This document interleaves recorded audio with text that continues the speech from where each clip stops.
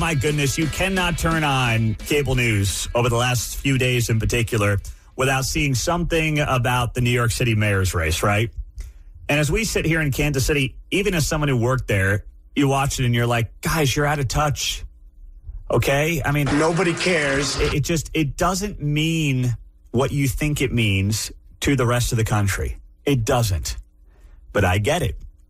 The executives, the hosts, the producers on Fox, on CNN, on MSNBC, News Nation, most of them live there. They work there. They care about it. So they're giving it extra attention.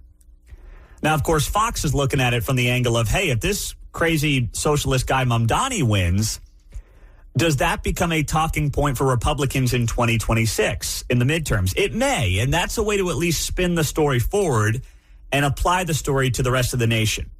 But I still believe that these national networks are way too hyper-focused on, I know it's the biggest city in the country, but still, a city's mayor's race. But I did see this story, and it made me think about Kansas City when I was reading it yesterday in the New York Post. And sometimes I go there because they just have those wacky stories that you don't see anywhere else on the internet.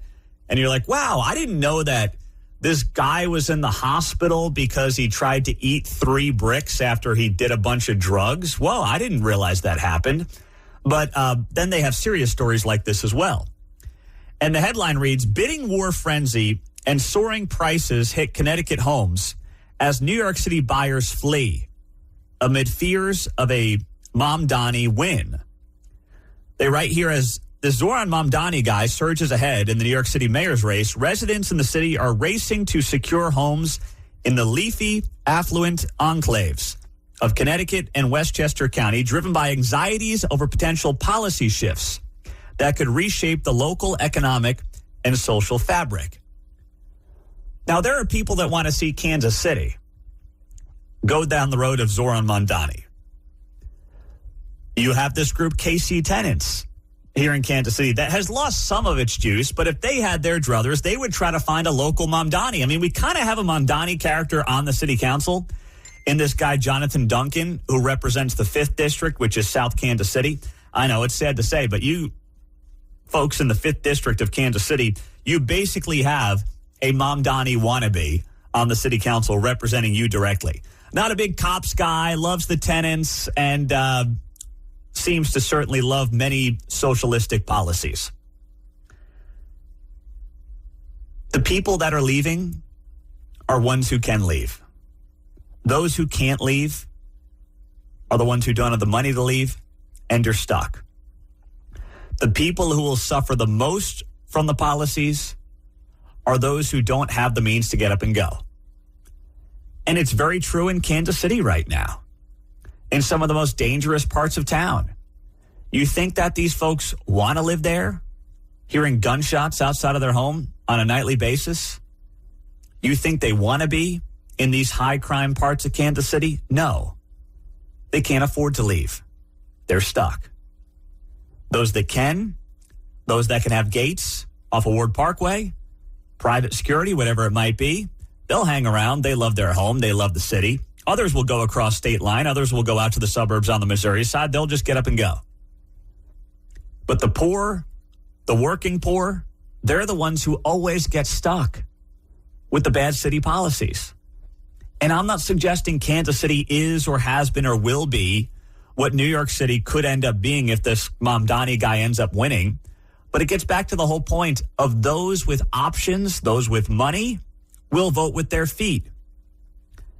Those who can't afford to do that are stuck.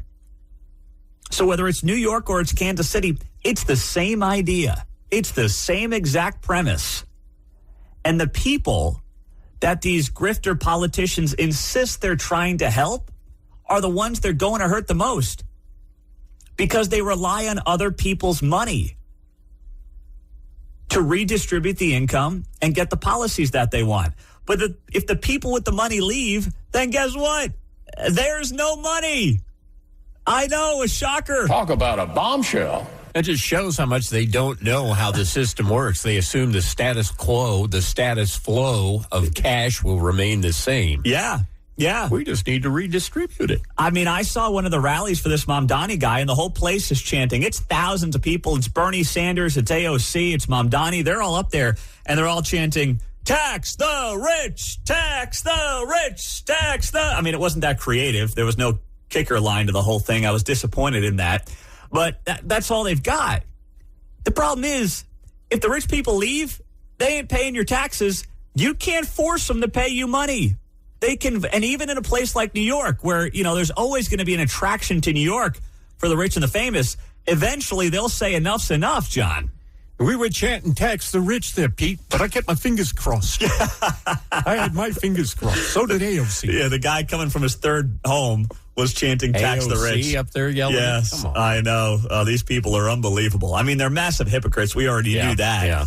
But now they're on the verge of having the most power they've ever had in a major American city, and it's going to be a fascinating time to watch from afar. And that's what I'm glad we're doing here in Kansas City. At least a time zone away. Exactly. At least a time zone away. But then you think about it for us. I mean, we've got a mayor's race that's not that far away. 2027 is when Quentin Lucas is done.